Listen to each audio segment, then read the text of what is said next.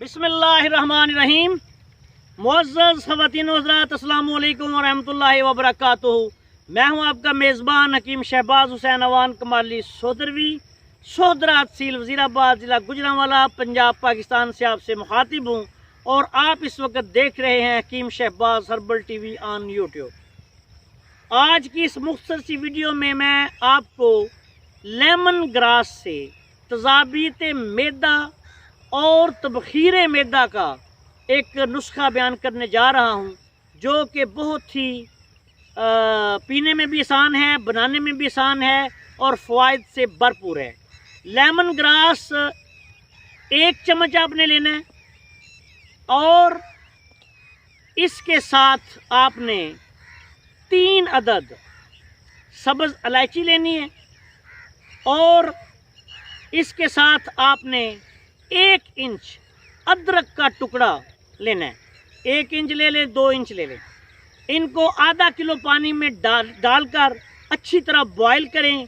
ये बड़ा भीनी भीनी खुशबू लिए एक प्यारा सा कावा तैयार हो जाएगा। इसको आपने हर सुबह दोपहर शाम नाश्ते के बाद 1-1 कप नीम गरम हालत में आपने इस्तेमाल करना है।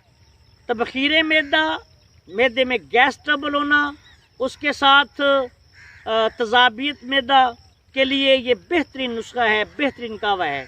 और इसके साथ आपने आलू, गोभी, मटर, बड़ा गोश्त, बैंगन, अचार, तुरस चीज़ें तमाम बंद करनी हैं। सब्जियों का इस्तेमाल करें, बिलखुसूस कद्दू, टिंडे, शलजम वगैरह का इस्तेमाल करें, गाजर का इस्तेमाल करें और अपनी ज़िंदगी को आसान बनाएं। बहुत ज़्यादा तेज़ मिर्च मसाले वाली चीज़ों से परहेज़ करें। हर खाना खाने के बाद या नाश्ता करने के बाद कम से कम तबखीर मैदा के मरीज़, तज़ाबियत के मरीज़ 500 से लेके 1000 कदम तक जो है वो पैदल चलें। अपने घर में आप अपने सेन में चल सकते हैं, छत पे चल सकते हैं, बाहर चल सकते हैं।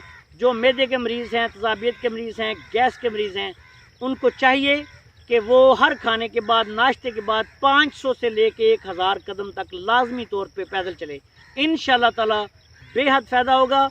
आखिर में इस दुआ के साथ इजाज़त चाहता हूँ कि अल्लाह ताला हम सब का हामी और नासर हो। अस्सलामु अलैकुम व रहमतुल्लाहि व बरकातुहू।